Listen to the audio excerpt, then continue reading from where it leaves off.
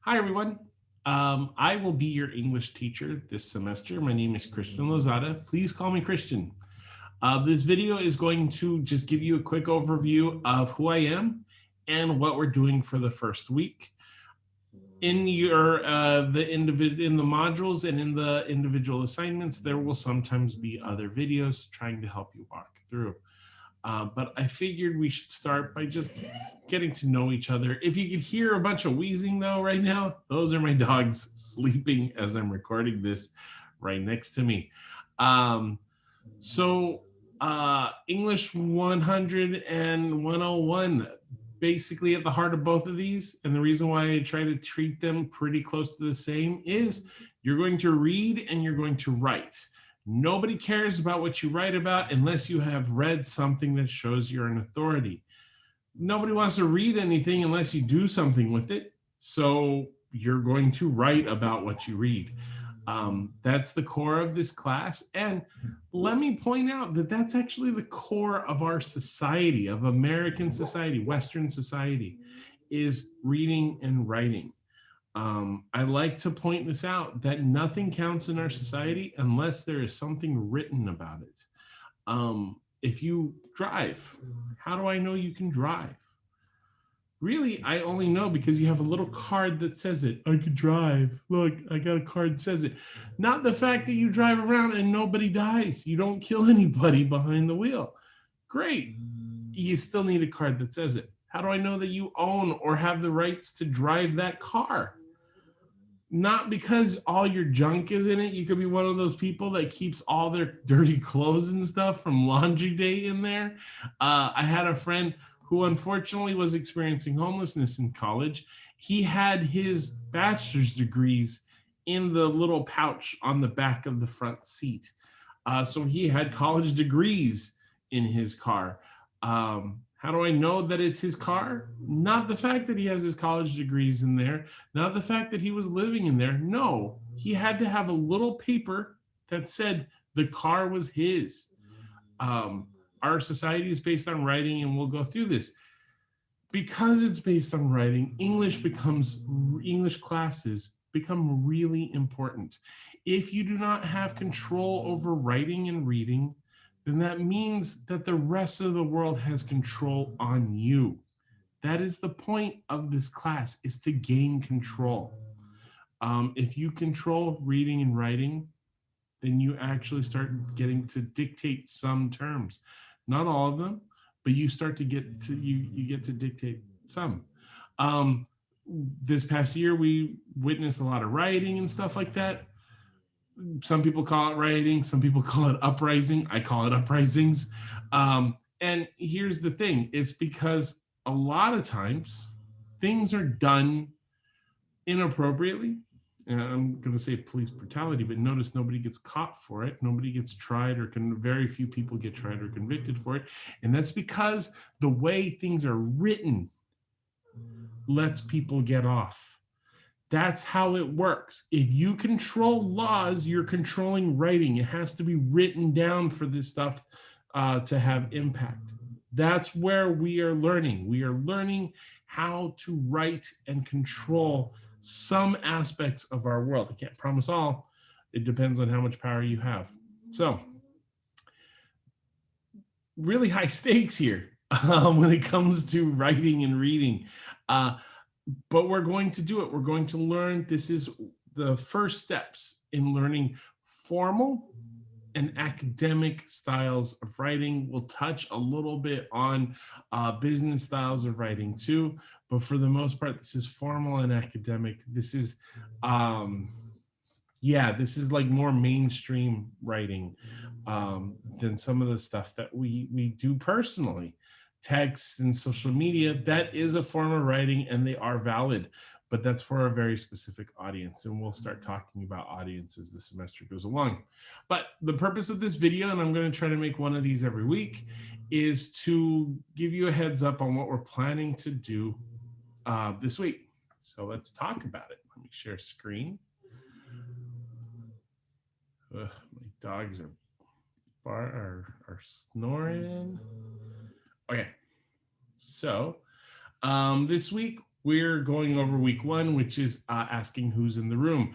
The first thing we're doing is an icebreaker. That's basically so that you get to learn a little bit about your classmates and I get to learn a little bit about you, as well as trying to start to relate to each other. You're going to post something that you like. You're going to say, hey, I like hip hop music. And then you're going to point out a specific person that you like, or a specific text, a song, or whatever you want to call it, a piece, an album, whatever it is. You're going to say, hey, specifically, I like this one. And then you're going to point out why you like it. So I used hip hop earlier. I don't know why, but let's roll with it. I like this one rapper, Ruby Ibarra. She is Filipina, and she writes about that immigrant experience. I am half Filipino, so I connect to a lot of what she has to say. Now notice I named the person or named the type, named a specific person or music kind of, album or whatever in there, and then explained why I liked it. And then what you're going to do is you're going to read your classmates, 2 of your classmates, and respond to them saying, ooh, I like that kind of stuff too. Have you tried this? I think it's good because of this. Then we're moving on to capturing your reading process. I will definitely make a video for this one because it's a little weird, but you're going to read the syllabus. I'll explain this more in that video, but the syllabus is one of those moments where reading gives you power. If you recognize it, reading gives you power. The syllabus, reading the syllabus for this class and all your other classes gives you some power, and you have to pay attention to it. If you don't, that becomes a little problematic. And then finally, there's the syllabus as contract. It's not finally.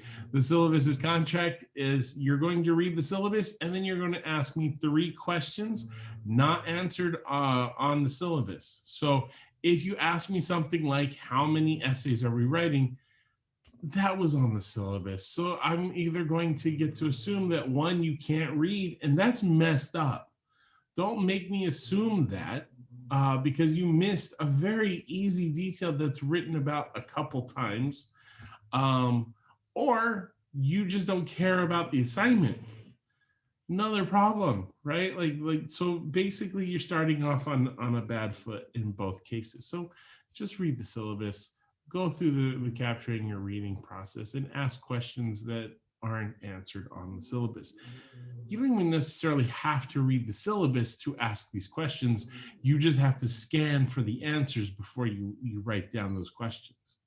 And then finally, there'll be another video for this, the evidence log. It's basically like Cornell Notes. We're going to jump in and we're going to read this cool article called Who Gets to Graduate by Paul Tough. And the article is, like the rest of our semester, going to be answering 2 questions. Why students fail, and what can schools do to help them succeed? That's it. Same 2 questions over and over and over again. Almost every assignment that we do is going to answer those 2 questions. So yeah, that'll be our homework for the weekend. So that's the first week. We got a bunch of stuff that we're covering. We're going to meet each other. Yeah. And so I want to finish on this note. I hope, let me stop screen sharing. I hope by the end of this semester that you recognize that there is at least one person that you're interacting with this semester that really honestly loves you. I love that you're trying to come into my class. I love that you're enrolled in my class. I love that we're on this journey together. I love that I'm going to learn a little bit about you. You're going to learn a little bit about me. I love that you are going to experience new things because I'm sharing them with you. I love that you are here, and I am going to show that love by, 1, sharing my time with you. Yeah, I get paid for some of it, but not all of it. And I don't get paid for the emotion that I put into it. In fact, I'm a sucker for putting it into it, but I love students, and being online is horrible, but we're going to get through this. And it doesn't mean that the love diminishes. It actually, if anything, increases. So yeah, I love each and every one of you for coming in and trying. Um, just to show the help that I'm here to offer for my English 100 class, there is a lab from 9 to whenever it finishes on Monday and Wednesday. The link is in the announcement that I sent a couple days ago. So that's my English 100. For my English 101Y, we have a lab there too. That is at 11 on Tuesdays and Thursdays. And then for my English 100 and anybody else, if you need help, I also have office hours from 11 to 12 on Monday, Wednesday, and from 9 to 10 on Tuesday, Thursday. I'm also available when you need me. You just need to ask for help. Now, it might not be like when, exactly when you're available. You'll go like, hey, Christian, can we meet at 8 o'clock on Thursday, 8 p.m. Thursday? I'll go, shit, man, that's late for me. I'm trying to wind down. But I might, or I might say, hey, no, that time doesn't work for me. Can we try Friday? Can we try some other day? Can we try some other time? What else do you have? And I will negotiate with you to figure out the best time that I could help you. All it takes is a little communication. I'm happy to help out in any way that I can, because I want each and every one of y'all to succeed. I want each and every one of y'all to get an A in here. I'm only looking down because these videos can only be about 15 minutes or else YouTube won't take them.